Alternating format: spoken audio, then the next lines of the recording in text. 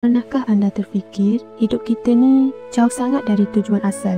Leka dengan kesibukan dunia, bangun pagi, kejar masa, malam baru sempat tenung langit dan tanya diri sendiri, apa aku buat hari ni untuk akhirat aku? Dalam hiruk pikuk dunia ni, kita lupa hidup ni cuma pinjaman. 40 tahun, 50 tahun, mungkin lebih, mungkin kurang. Tapi yang pasti, kita semua akan kembali. Bayangkan kalau ada satu teman, dia bisikkan zikir, dia hiburkan dengan kasidah, dia tenangkan hati dengan selawat dan munajat dengan siap tersusun rapi. Dan setiap kali hati kita lalai, dia bawa kita kembali ingat pada Allah.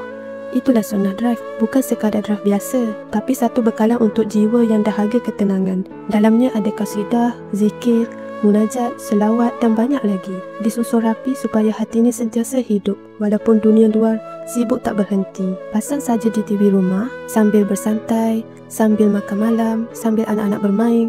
Biarlah rumah kita dipenuhi suara yang menghidupkan jiwa. Kerana kita semua perlukan jemputan untuk kembali dekat dengan Allah. Dan kadang-kadang, jemputan tu datang dari suara yang mengalir lembut dalam rumah kita sendiri.